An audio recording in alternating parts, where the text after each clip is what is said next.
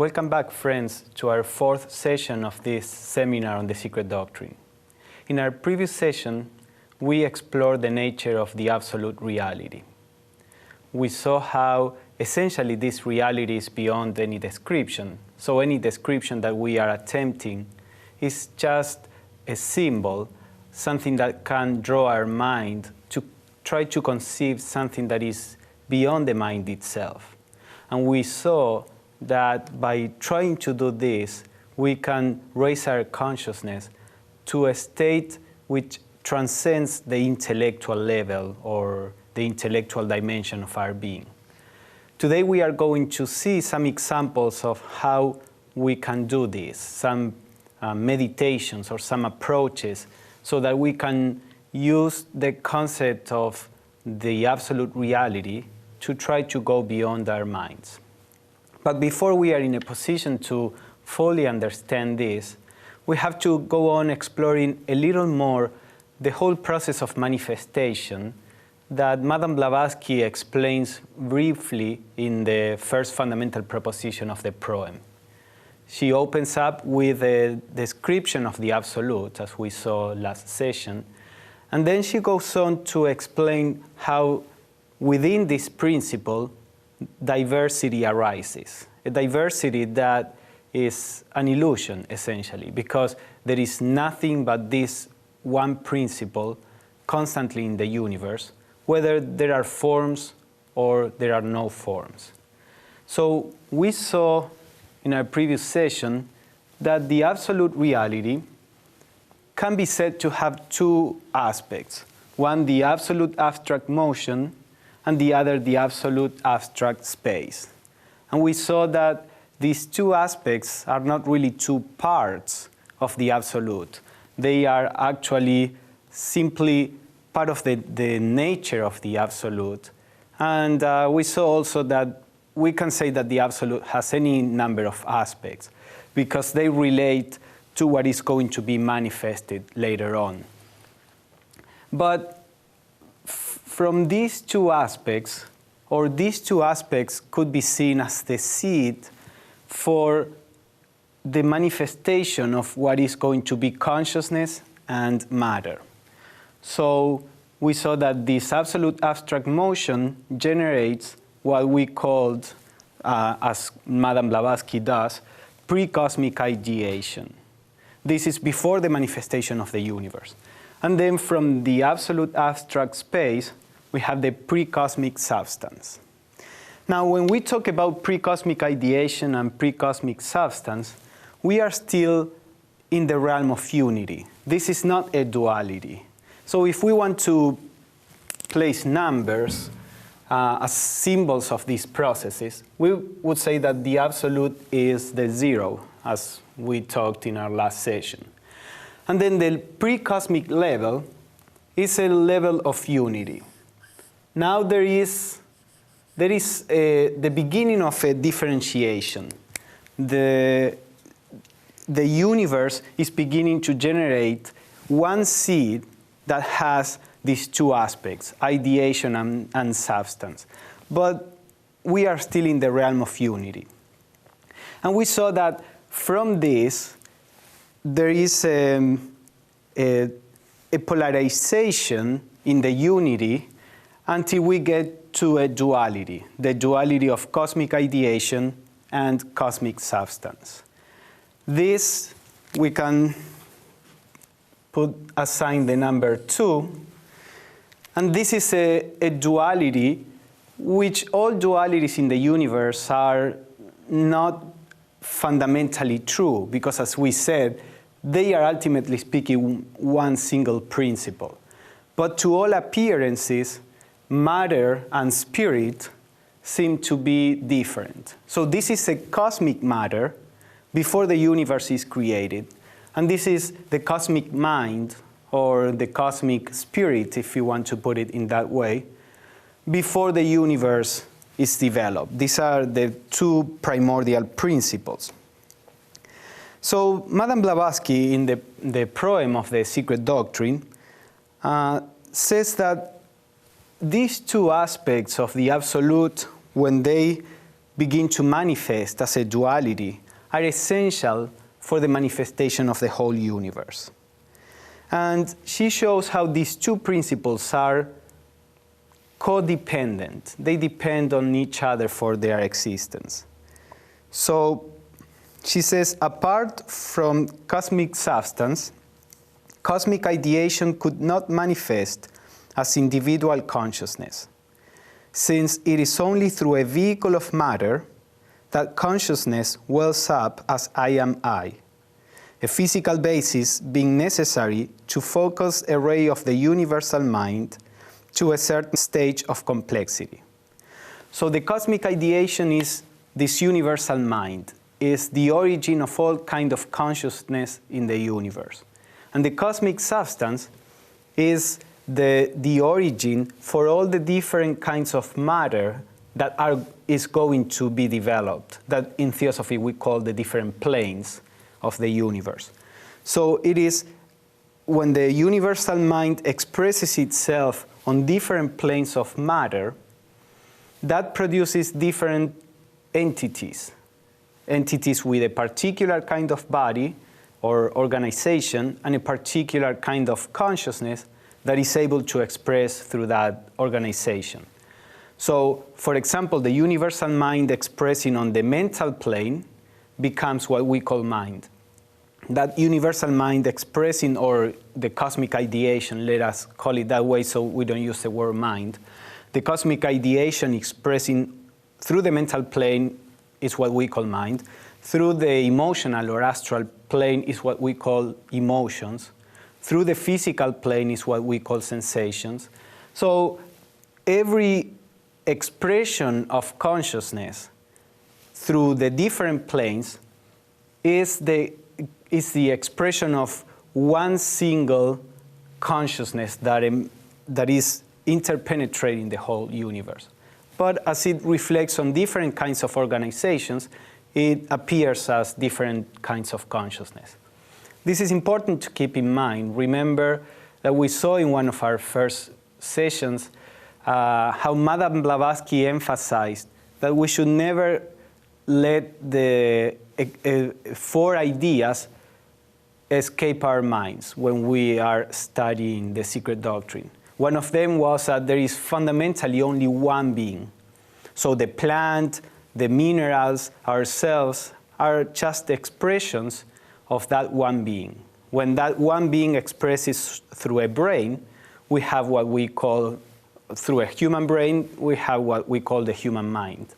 When it is expressing through a stone, there is a kind of consciousness there, according to Theosophy, but we call it chemical reactions. Now that motion, that affinity, that process is a germinal state of consciousness, which as the stone or the matter that forms the stone now becomes organized in a more complex way in a plant, for example, consciousness can manifest in a more complex way also. A plant shows a consciousness that is much more alive than a rock. The plant can move wherever the sun is and respond to the environment in different ways. Then as the organism develops in an animal, then we see how consciousness can express in a more complex way. And in the same form as we create, or nature creates different organisms, consciousness can express in different ways, more and more complex. So the idea is that any expression of consciousness comes from this cosmic ideation. And the cosmic ideation being reflected in the cosmic substance. So Blavatsky says, if there is no substance to be reflected on, there would not be any kind of consciousness. Maybe we can think of an example. You have a flashlight, a lantern, and you are pointing to a wall. If the air in between you and the wall is completely clean, there are no particles floating, you cannot see the light that comes out of the flashlight. You only see it when it reflects on the wall. In between, although there is light, that light is dark. You cannot see it. So you can only see the light as light when it reflects on something. In the same way, this cosmic ideation, if there is no matter in which to be reflected, then that cosmic ideation is not manifested. It's just a potentiality. And Blavatsky says that at the same time, apart from the cosmic ideation, cosmic substance would remain an empty abstraction, and no emergence of consciousness could ensue. So she says, the existence of cosmic ideation depends on cosmic substance, and vice versa. The existence of cosmic substance depends on the cosmic ideation.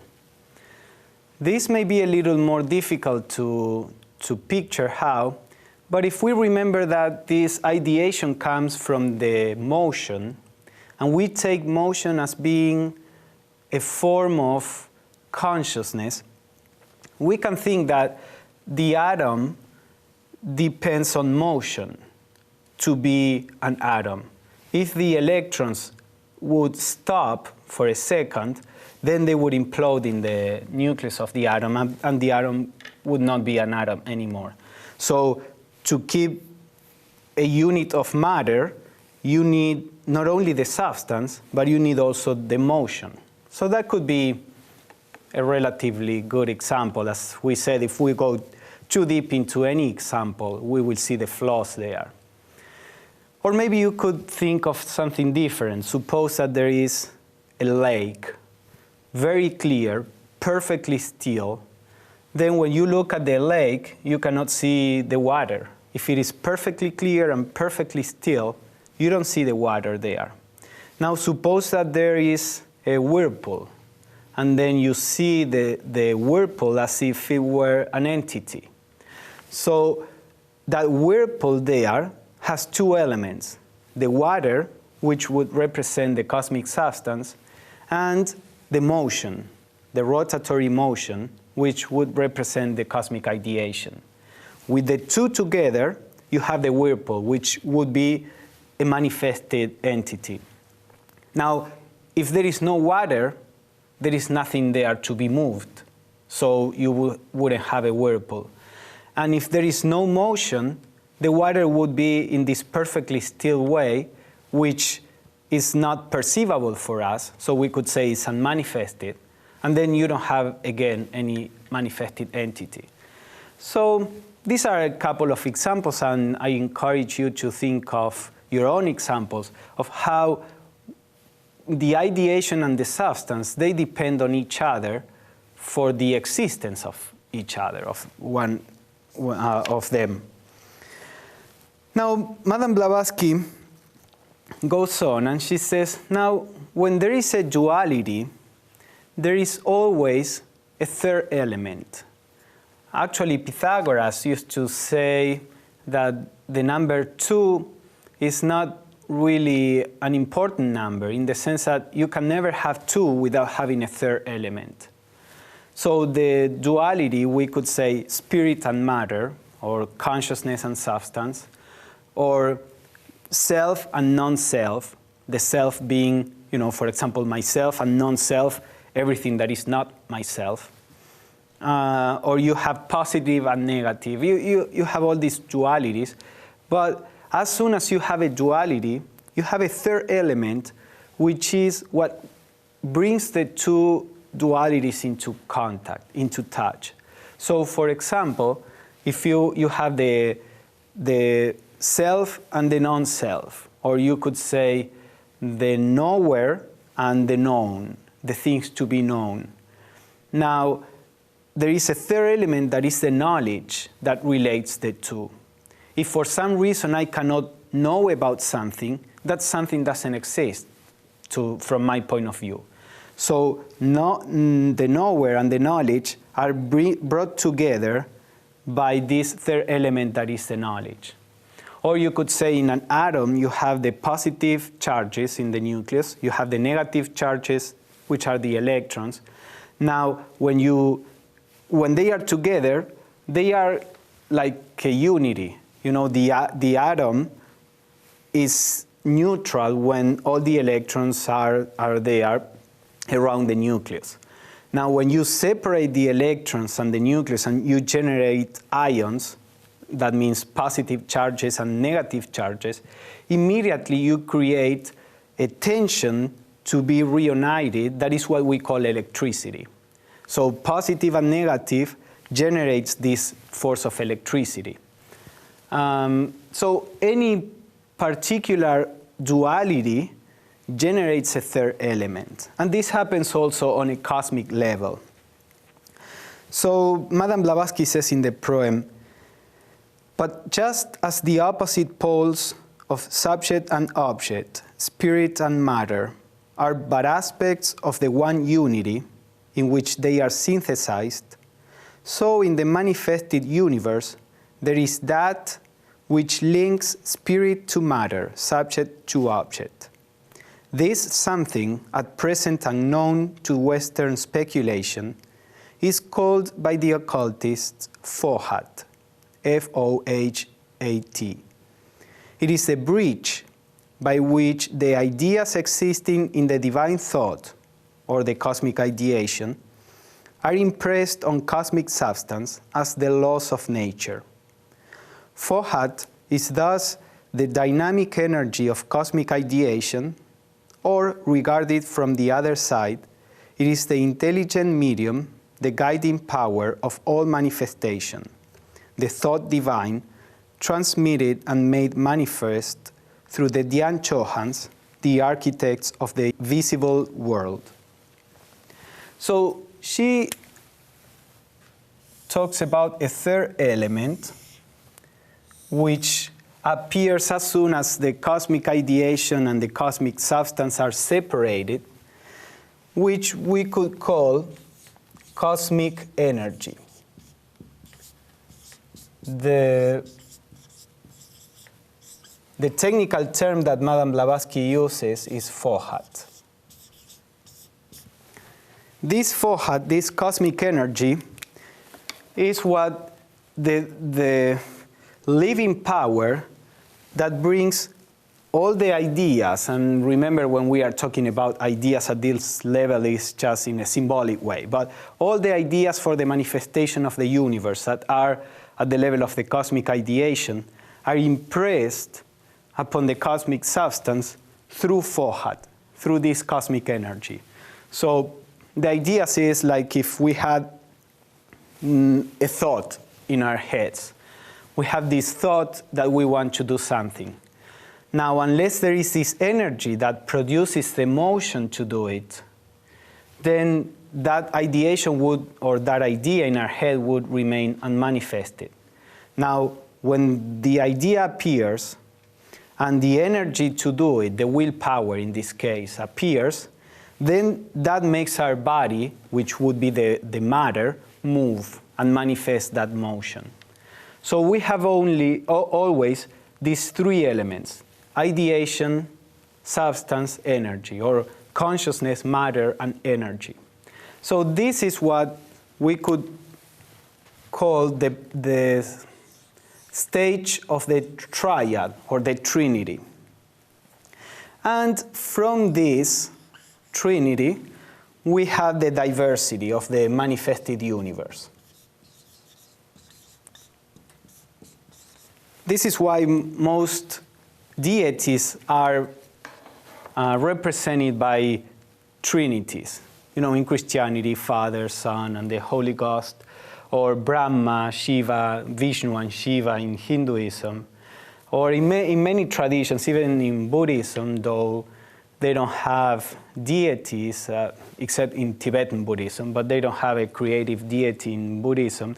Yet, when they talk about the nature of a Buddha, for example, they talk about it in terms of three main manifestations: Dharmakaya, Sambhogakaya, and Nirmanakaya. So the idea is that the Trinity is the basis for the manifestation of all diversity. Now, at the end of the proem, Madame Blavatsky gives a summary, and this is what we are going to use for our exercises of meditation. So she says at the end, the following summary will afford a clearer idea to the reader. So she says, first is the Absolute, the Parabrahman of the Vedantins, or the one reality, Sat, which is, as Hegel says, both absolute being and non-being. Remember we said the Absolute is beyond any duality. We cannot relate the Absolute to any particular duality because we are denying the opposite. And therefore it wouldn't be absolute. Then she says, second, we have the first manifestation, the impersonal, and in philosophy, unmanifested logos, the precursor of the manifested logos. This is the first cause. So we have here, at the level of the zero, I want to draw some diagrams that Madame Blavatsky uses in talking about this. She says that a symbol for the Absolute would be a circle, a white circle with nothing in it. That circle is limited just because we have to draw it, but this should be a boundless circle. Now, when the first differentiation begins and this unity of ideation and substance, this seed appears, the symbol that is used is a dot at the center of that circle. This is sometimes called the first logos. And this is what Madame Blavatsky was talking about. This first logos is the first cause of the universe. When this appears, when the germ of ideation and substance begins to differentiate, that is what puts in motion the process of manifestation of a cosmos.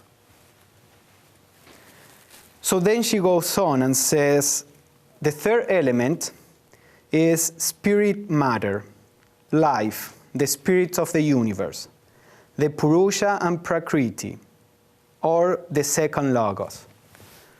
This is here. We are at the level of the duality, the second logos. The duality is a circle with the diameter showing how from this unity now we have two elements, spirit and matter, or ideation and substance.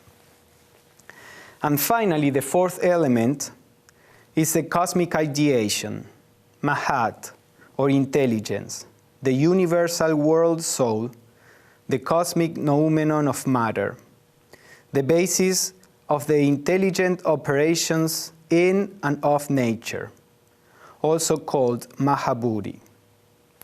So the third element is this, she calls it Mahat, meaning the universal mind, or the cosmic ideation, which is also the cosmic noumenon of matter, as she said, and also the basis of the intelligent operations of nature, which is Fohat, the intelligent guiding power behind the laws of nature.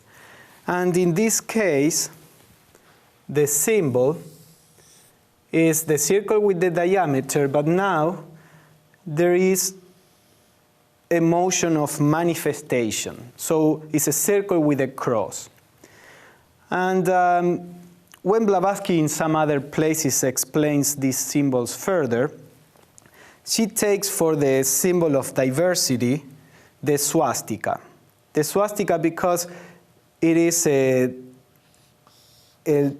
swastika is a cross, basically. We have the cross here, with fire on the tips of the cross. And when that cross begins to rotate, the fire goes back. So this begins it's a cross with fire on the ends that is rotating. Usually the energy of Fohat is represented by a rotatory motion. And That's the real origin of the swastika, which in India, in Hinduism, in Jainism, even in Buddhism, it's regarded as a sacred symbol and was regarded since millennia ago. And actually the word swastika means good luck or well-being. When Madame Blavatsky adopted the swastika for the TS, that was before Hitler used it and perverted its meaning. But anyway, we have here the basic symbols of what the process of evolution entails. We have first the zero, which is nothing and all at the same time. Then we have unity. Then we have duality. Then we have the triplicity. And finally, from that triplicity come all the diversity. So, as we said in the first session, all these processes that are described at a universal level are also describing how our own consciousness works, how our own consciousness manifests. And this may describe the development of our whole consciousness as human beings on all the different levels. You know, in Theosophy we talk about 7 planes with 7 principles, so that the zero would represent manas, Atman. Atman is a ray of the absolute. Then the 1 would represent the monad, which would be Atma Buddhi. The 2 would represent that monad, but more focus on Buddhi. You know, when Blavatsky talks about the number 2, not unlike Pythagoras, she sometimes skips that completely. And talking about the logoi, you know, I said the 1 is called the first unmanifested logos. Then we have the second logos, which is the duality. And then the triplicity, although Madame Blavatsky doesn't call it in that way in the proem, is frequently called the third logos, or the manifested logos. Now, many times Madame Blavatsky will skip the second, because the second shares, she said at some point that it's semi-manifested.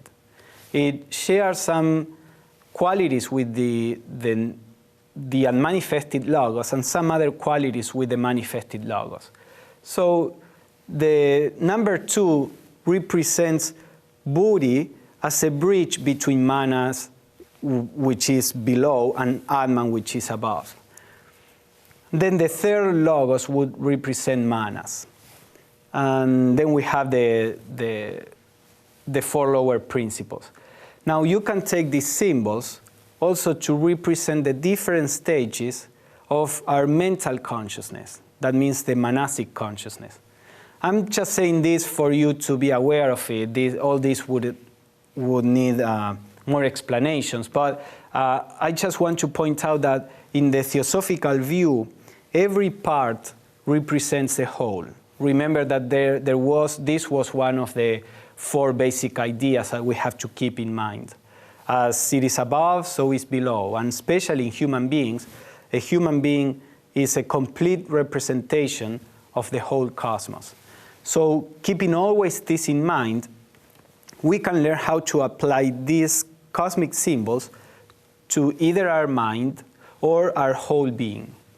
So we are going to apply this to our mental consciousness in particular, and I will show you how. This is one example, and you can come up with other ways to do this.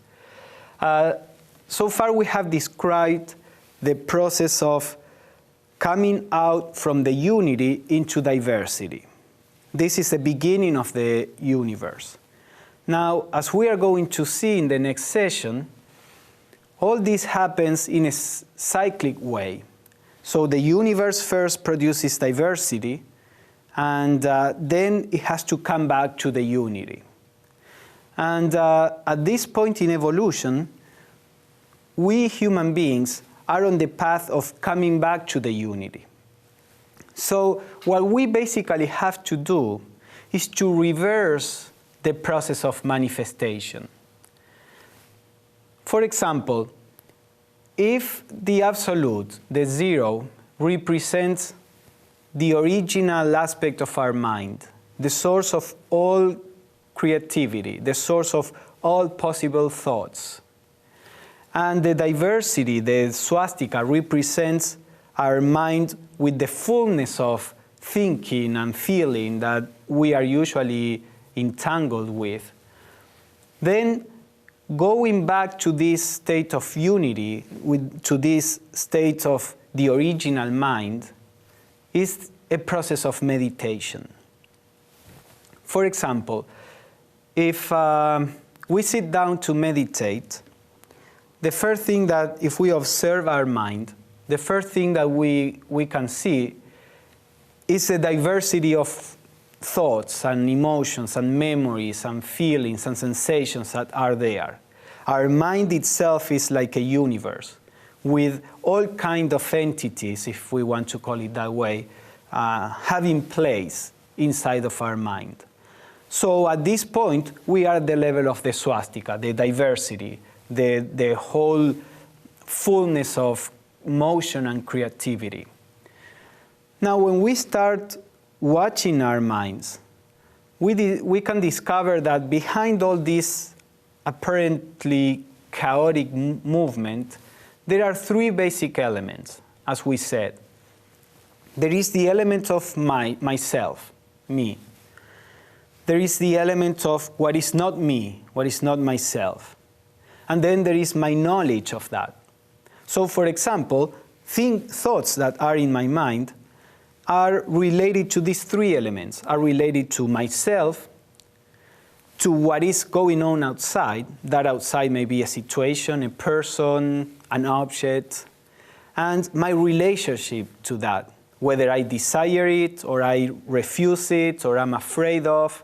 So all thinking, feeling that is going on inside our mind is rooted in these three elements: myself, the non-self, the outside, and my relationship with it. So when we start watching our mind, we begin to recognize these three elements. And little by little, we move from the diversity to the Trinity, to this triad. Now, if we start watching our mind without reacting to things, that triad begins to be broken. Because as we watch our thoughts, our thinking, with equanimity, what we are stopping is my relationship, my reaction to the thoughts. So little by little, I come to a point of duality.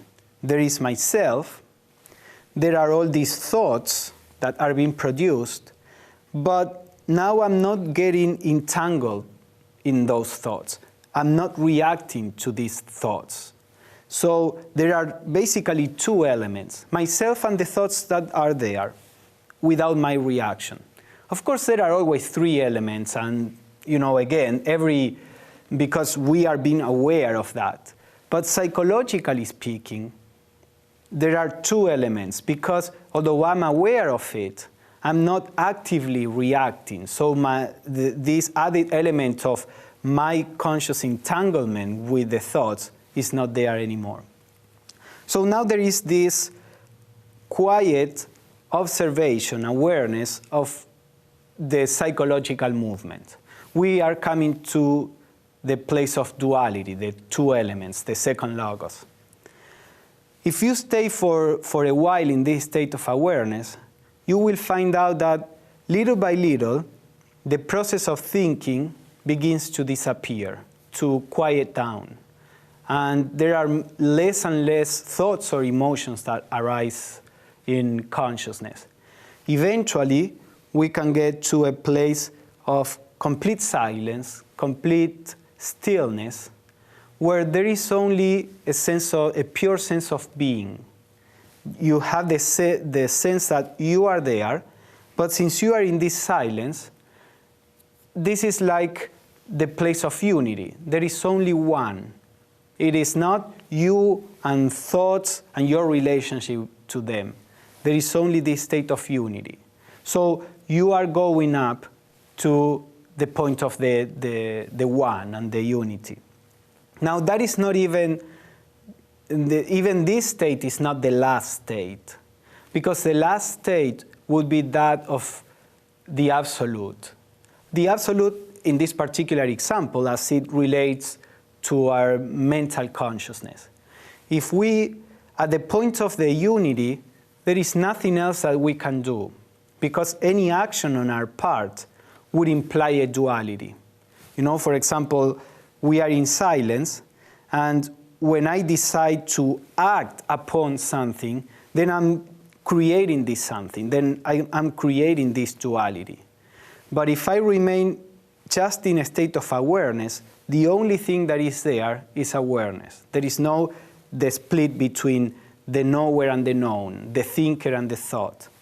So if we remain there in the state of unity, spontaneously there may be a transformation, and the whole consciousness will be transformed, and we will transcend the mental consciousness. And that will represent the leap to the absolute reality as it relates to the mind. This is something that is explained by Madame Blavatsky when she says that all the states of consciousness, they are connected one to the other.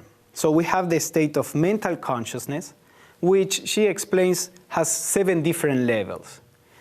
When you can get to the highest level of the mental consciousness, then there can be a leap to the next higher state of consciousness, which in Theosophy is buddhi, or the spiritual intuition. So she says, for example, that the 7th subplane bridges across from one plane to the other. The last is the idea, this last subplane is the idea, the privation of matter, and carries you to the next plane. The highest of one plane touches the lowest of the next. So this means that if we can raise our consciousness to the highest possible state, that at that moment we begin to be in touch with the next higher plane. The passage of consciousness from one plane to the next is like the passing through this zero state, to the state of, Blavatsky used this phrase in many occasions, the privation of matter. She used the word privation. There was a philosopher that mentioned or that used that term, privation in the sense of the idea of, or we would probably say today the archetype of. You know, it's not a form, it's not really matter, or it's not really something concrete, it is the seed of it. So the idea is that in this state of stillness, we are at the level of the seed of consciousness. Because consciousness needs duality to manifest as such. You know, the self and the non-self. When we go to this state of unity, we are at the level of the seed of consciousness. And as I was saying, when that consciousness can go through the zero state, it will appear, or it will regain consciousness on a higher plane. Usually when this passage is explained in different mystic treatises, they talk of it as going through a cloud. In the Yoga Sutras of Patanjali, or in some of the mystic, Christian mystic writings, they talk about a cloud. You are aware at the highest possible state of your mind, and then suddenly there comes what seems to be a losing of consciousness. You are not really losing consciousness, and if you lose consciousness and enter into a state of trance, that means that you are not doing this exercise in the right way, because we need to retain the consciousness. Otherwise, it's just like going to sleep. And Ibesan explains this in her book, in An Introduction to Yoga. But since this consciousness is undergoing a transformation, we lose the consciousness as we understand it. And there seems as if we were going through a cloud. This is going through the zero state. And then little by little, a higher kind of consciousness dawns, begins to appear. And that's when the new plane or state of consciousness begins to be experienced. So this is an example how, and I will describe to finish with this, a meditation that we can do. But this is an example how the very process of meditation, if we are talking about a spiritual meditation, there are some meditations that the aim is just to produce physical relaxation or to produce nice feelings and feel peaceful, or some meditations are to develop some psychic powers. We are not dealing with those meditations here, but there is a kind of meditation which is, I call it a spiritual meditation, which is trying to do this. Most of the meditations of these kind of meditations place emphasis on the concentration or the pure awareness, because they are basically trying to go from diversity to this unity.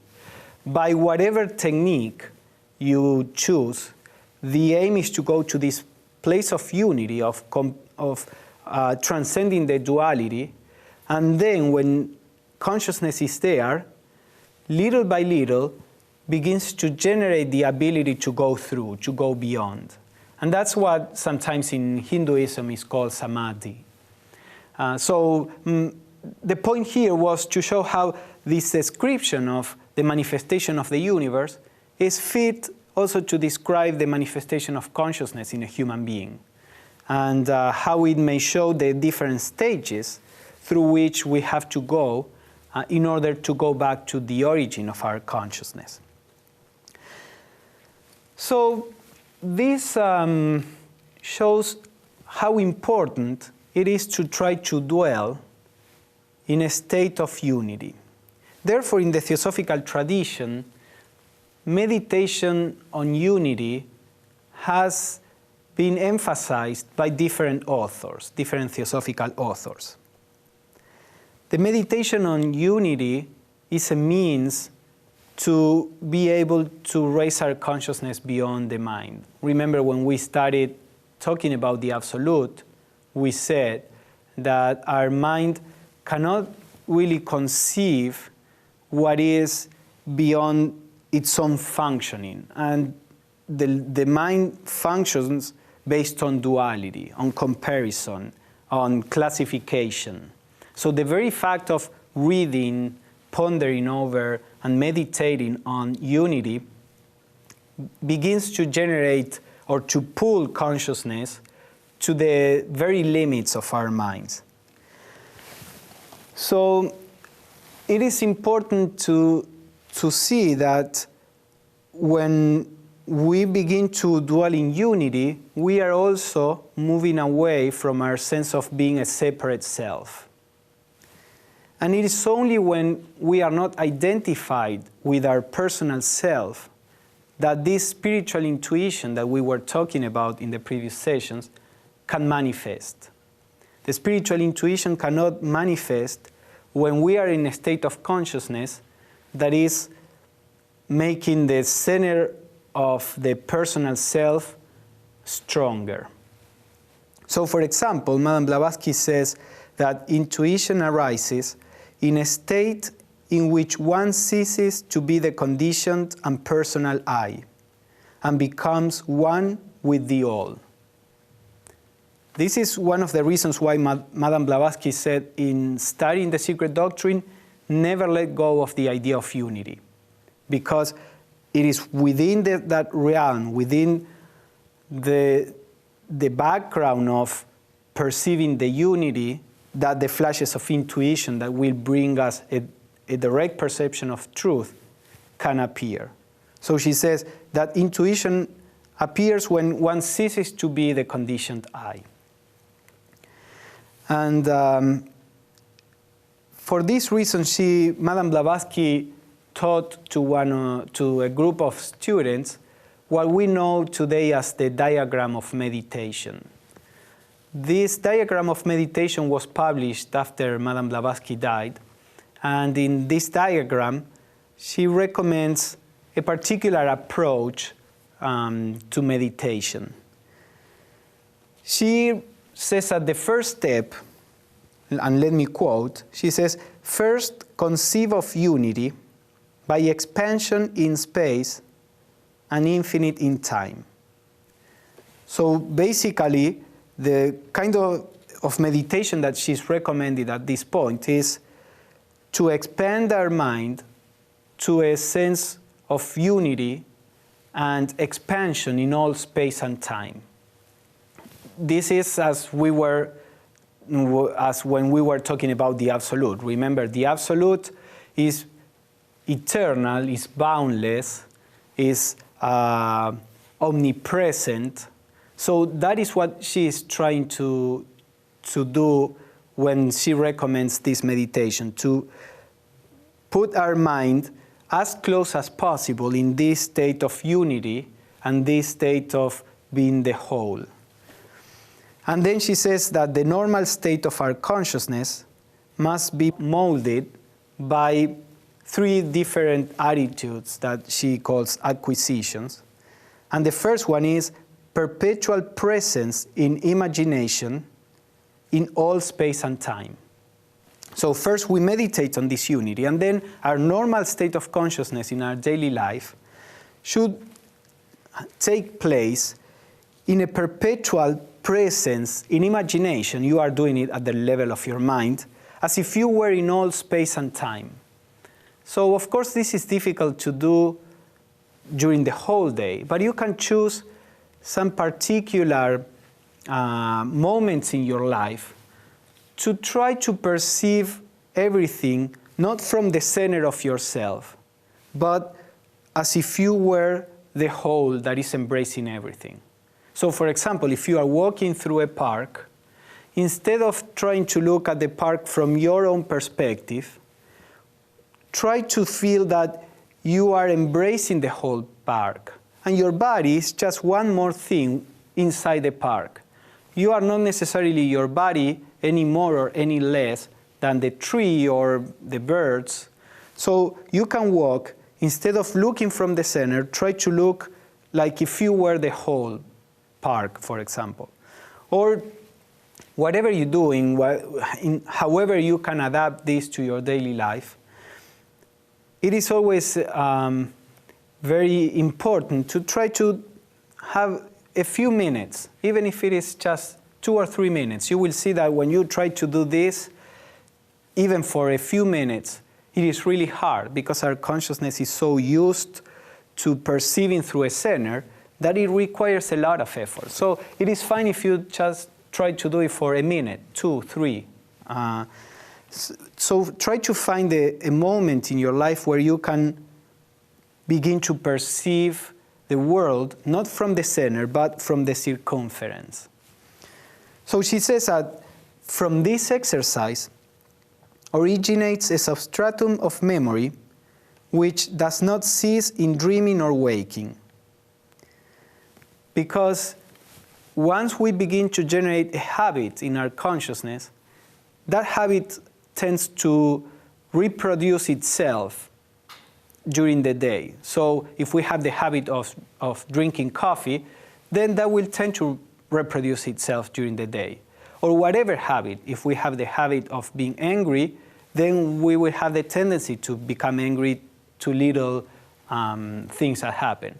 So if we set this habit, that habit will come with us during the day, even if we are not really aware of it, but also will extend to our state of consciousness when we go to sleep. And she says, the manifestation of this is courage. With the memory of universality, all dread vanishes during the dangers and trials of life. Because the idea of fear is always related to our identification with a part. If you begin to identify with the whole, then there is nothing outside yourself. there is nothing that can harm you, because what can be harmed is only the part, not the whole. Whatever is within the whole is part of that whole. So as we work on this, little by little, a subtle sense of courage begins to permeate our consciousness. Of course, this may take years or our whole life, but as we do it, as we begin to realize more and more, or to dwell, to spend some time in this state of unity, then more and more this attachment to the separate begins to weaken, and therefore there is this gradual arising of courage. Not courage in the sense of what sometimes we think as, being an aggressive kind of courage. The quiet courage that knows that we are beyond. So something like this was also recommended in Light on the Path.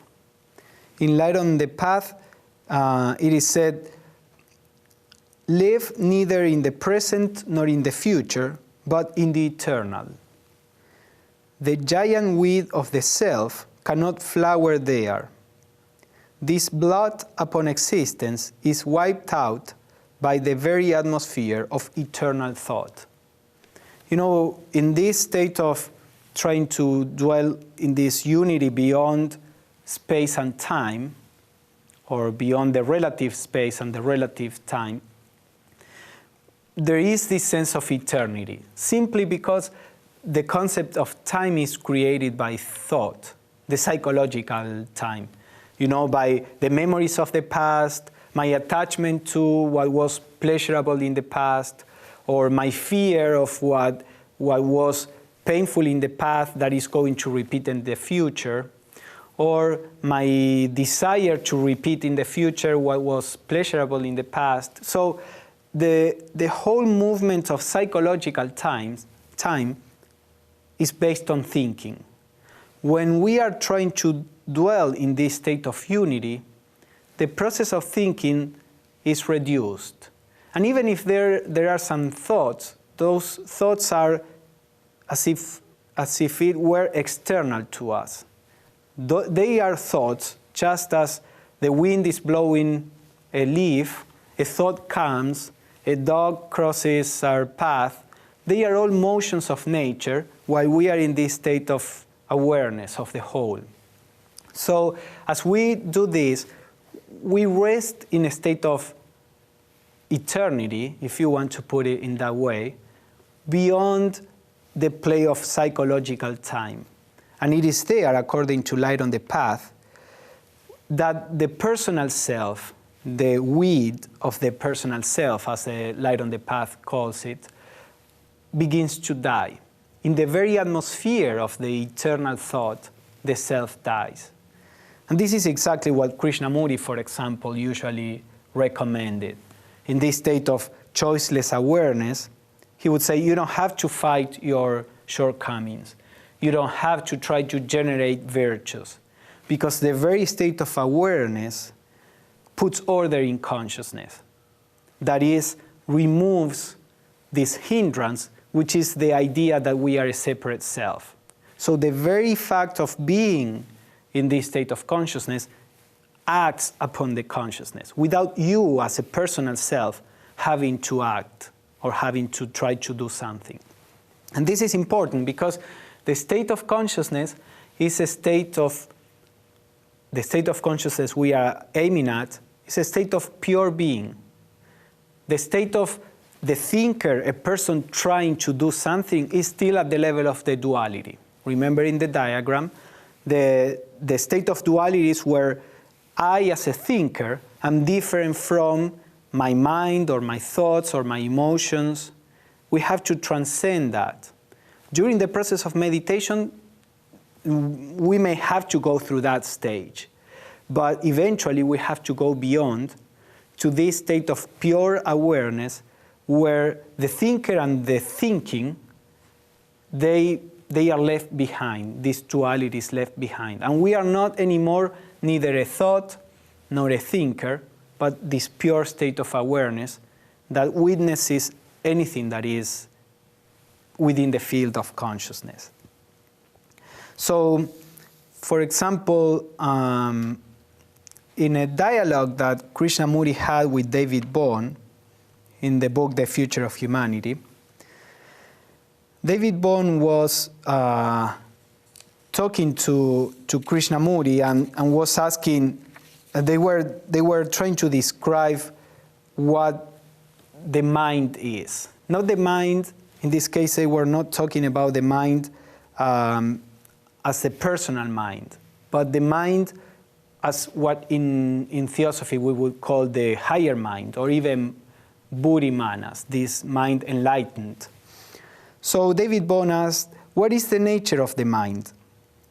Is the mind located inside the body, or is it in the brain? And Krishnamurti says, no, it is nothing to do with the body or the brain. And David Bohm asked, has it to do with space or time? And Krishnamurti say, space. Now, wait a minute. It has to do with space and silence. David Bohm, now I would like to go into the question of how they are making contact, this more universal mind with the personal consciousness. Krishnamurti says, contact can only exist between the mind and the brain when the brain is quiet. David Bohm, and one can see that if the brain is quiet, it could listen to something deeper. And Krishnamurti says, that's right. Then, if it is quiet, it is related to the mind. Then the mind can function through the brain. If we interpret this idea of the mind, which previously in the dialogue, David Bohm was saying this is a universal mind or general mind.